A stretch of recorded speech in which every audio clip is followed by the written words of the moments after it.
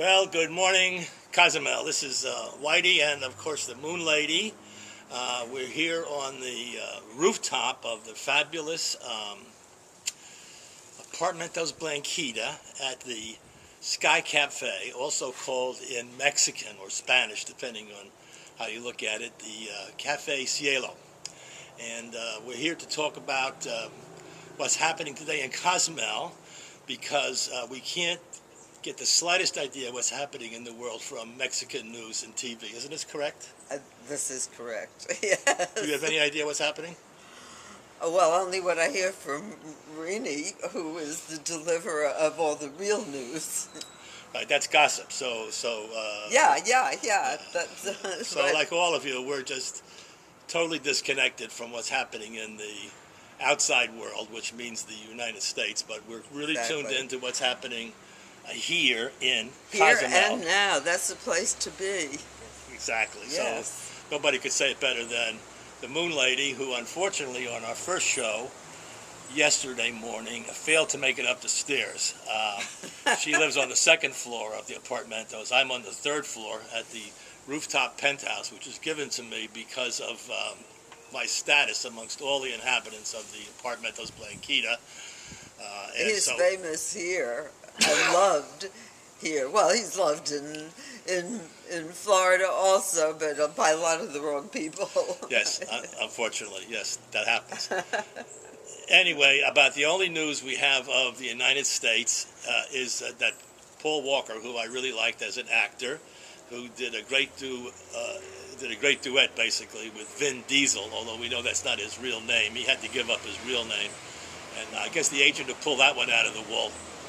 Okay, you're going to be called Vin Diesel from now on. That'll get people excited. So Vin Diesel always reminds me of my friend Chuck Perrinard, who from his mobster friends is called Chucky Chicken, because he ran a huge chicken farm up in Liberty, New York, and he was my partner in my catamaran for many years called the Pollo Primavera, which is now in Cancun, taking out tourists and drinking martinis, because he was the chicken farmer, Pollo, and I was the Primavera, Whitey Spring, okay? So anyway, here's to you.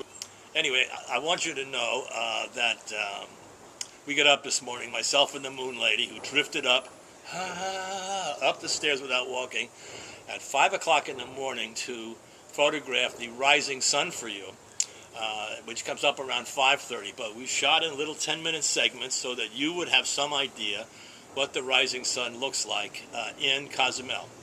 Unfortunately, as you'll see, because it's showing now on the split screen, is that just as the sun really got bright enough to be photographed, the rains came, and I just had to pull the apparatus down and bring it inside. But anyway, like the World War II vets used to say, you know, we fought the Nazis in Germany so that you could eat pancakes in Toledo.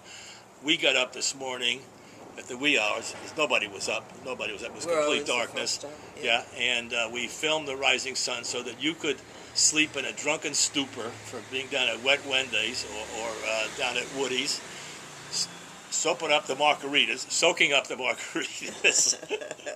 and you could lay in bed till 10 o'clock, which is when we'll put this on the air about that time, maybe a little later, because we know that most of you, this is a delayed broadcast, you know, so to speak, because most of you who are going to be watching this, who are interested, are plotzed out. Is this correct? I should hope so. Yeah. So any normal person would be. Yeah. So anyway, what we have to report is the following about Cozumel. One is that the best place to get tacos, you can forget all the ads you see on the television, etc., etc., etc.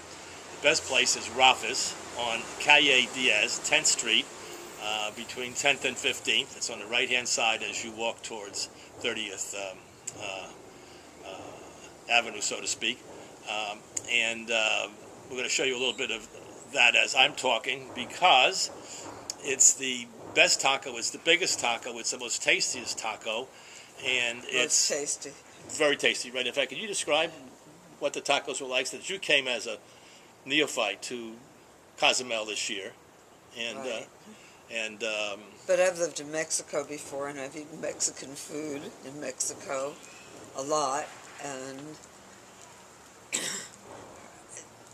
most just an adjective or two. An adjective or two is that her cooking is the best version of Mayan-style Mexican cooking. This is Rafa, Betty, Beatrice. Yeah. Yeah. Her guacamole, and I consider myself a semi-expert in guacamole because I love it and it's good for you, and I order it most places that have it, and hers is by far the best. Her dishes are always mostly Mayan dishes, and it's a place to get really good Mayan cooking here without paying kind of touristy, crazy prices for food that's not that good. And plus, of course, also some of the Mexican standards too, you know. But it always has that little Mayan taste to it. So you want to get down to Rafa's. That's the plug I make for places that we eat at, because we're cheap, and we like Rafa, and we like Betty, and we like their food. So why not eat there, right? Exactly. I don't want food from anybody who doesn't really care about me enjoying it. At least that much of a connection. And right. All the people the places that you've been taking me to, although I've mostly been paying for it, but you're worth it. You're the best guide, you know. You could lose a fortune here if you went by the Cozumel guides. You want to go to the Soulspeak guide, and in fact the best way to get to that, to the best places to stay, to eat, and to play. And by play, I don't mean jump up and down, skipping rope. I mean listening to good music. Is that you Google the following: Justin's best places to eat in Cozumel. Justin's best places to eat in Cozumel. Google that, and you'll come up with a Cozumel page of where to buy the best tequila, where to stay, where to buy cheap, nice gifts. And all the people that I do business with, I do it because I like them. If I go into a place and I don't like the people, I walk right out. And this is the same with you, isn't this correct? Yes. Yeah. And it's mostly not how I feel about them. It's mostly how they feel about me, you know, without even a few words being spoken. Right, I'm going to move you in towards me a little bit. No, that's very nice. Don't get nutty about it. I'm going to go sleep now. No. I just wanted to bring up the reason I just kind of pulled the Moon Lady in is we were out drinking. She was drinking. I don't drink anymore because I was one of those people who overdid everything when I was younger. So in order to make it to this age, I look pretty good, don't I? And I'm 75, but I get up every morning like a bouncing boy, you know, so to speak, broad body boy, because I stopped all that shit. And I just went on to just eat vegetables and meat, and, you know, but I don't go any special diet. I just eat what I like, but I don't do any of the cigarettes or the narcotics or the liquor anymore. I don't do anything, no beer, no wine. Oh, he's so pure now, you can hardly stand him. Right. But, but the Moon Lady, of course, was very kind of a teetotaler at a very early age, because she was a dedicated idealist. But as soon as she started to hit 65 or so, she turned into a roue. I guess that's the best way you can say it, where anything... 55, I would say 52. 55, a little younger. That's before I caught her, is... that she, anything that got her high, she went for. And so I brought her down, but she's not a big drinker, right? You're not a big drinker. A little glass of wine once in a while. Right, it make me sick before it makes me drunk. Yeah, but in fact, I brought her down to Wet Wendy's, and I ordered, I let her pay for it, of course, because they're expensive, $7. That's not expensive, I guess, if you drink, but you know, if you don't drink, you can live very cheaply in Cozumel, or smoke, you know. That we ordered one, and I took some movies of her as she was drinking it down. It comes in a big cup, right?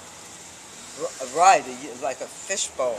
Yeah, like a fishbowl. And we did the standard test for inebriation, which is Peter Piper picked a peck of pickled peppers.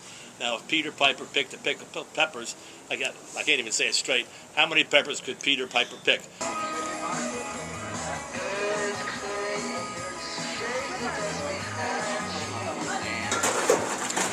I love it. Almost as much as I love you. Not quite.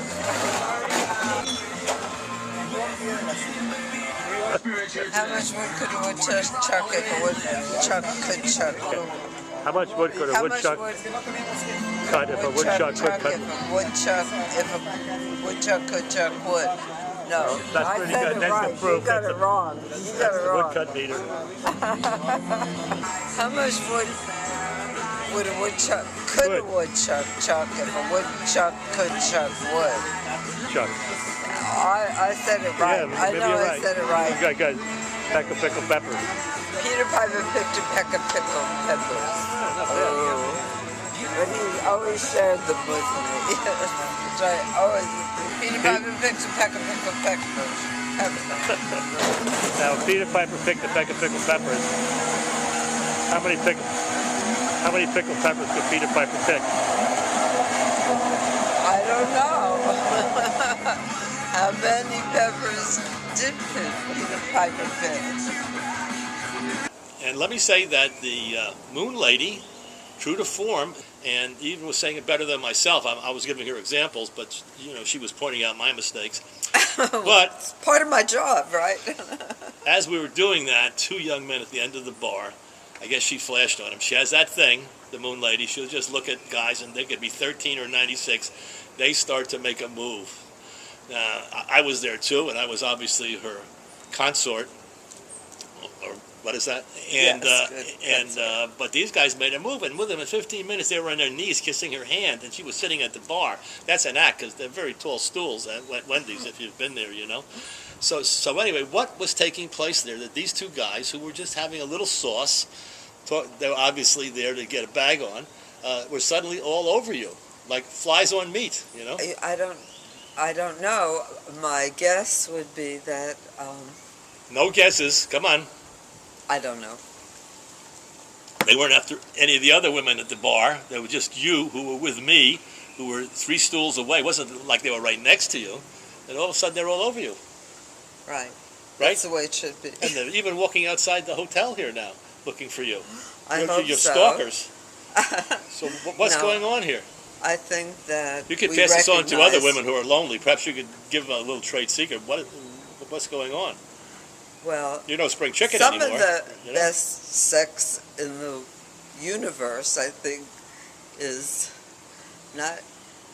in your imagination. And I think that if you have a powerful imagination and you think sex all the time, you just project that. You know that is of interest to you. Great interest to You mean that you were unfaithful to me in your mind while sitting next to me at Wet Wendy's, Isn't gobbling that down those margaritas? What former President Carter said? Oh, I guess he did. Okay, well. He said I was... All right. The Moon Lady, of course, is quite exotic and is quite beautiful, but she's no spring chicken, as we say, Exactly. But yet these guys were all over her. And perhaps you could describe what happened. What was the actual sequence of events that brought them down on their knees, kissing your hand? I know what it was. It's like, what was it? sexy. Please, speak like your hand. So what took place? You have to be frank with the public knows when you're I think they found snowing them, a kindred spirit. Oh. Yeah, and... Well, what was the kindred part? Sex? Sex on the run? It could be something. And it can also... Everyone wants to get it on, is what you're saying. In some form, Give the public the secret. Playing out your destiny. Playing out your destiny. Okay, you have it there. There's no need to really get any more from the Moon Lady on this. If you don't understand a word that she's talking about... It's normal. It's normal, but it'll start to get in. What she's really saying is that... I really meant... I can say what I really... Okay, sorry, I didn't mean to break in like that. Go on, don't wind it up. She said that the road of excess, this is to quote William Blake, the road of excess leads to the palace of wisdom. So what she's saying is one of the roads of excess is sexuality. It's the road to excess. Because once you get going, you can't stop that train. That's going all the way to the barn. And it brings you to your destiny. Just think of all the people that you've mated with.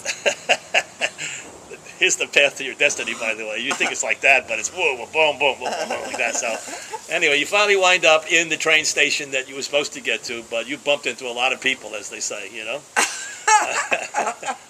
Bump meaning, you know what that means. Bump. Can I bump you, as our friends say? Yes, let's bump. So we have that cleared up, so that the two young men were attracted to you because they sensed bumping was in the bumping was. Yeah, they don't. They know sense yet. bumping. Bumping. Go like this, as they say. Well, So they're my fans. The way you they're your fans. like you have They to, are. or feel you have to, keep them happy as much as possible, or else they kill you. I think that's been proven. They'll tear your eyes out. Is that what happens? Something happens. They'll tear your clothes off, then your eyes, Yeah, and you're just left on the street. So you always want to be kind to your fans, and we're going to be kind to you now by signing off from the beautiful Cafe Cielo, the Whitey and Moon Lady Cozumel Crazy Morning Show, broadcast from the rooftop of the fabulous Apartamentos Blanquita. So, adios, and all the other things. Keep up the good work. Keep up the good work, and play this over and over until it makes sense to you. It'll basically be like a coded message, and it'll eventually sink in. Don't kill the children. The message doesn't say that. Just get away from the children. Exactly. Right. So.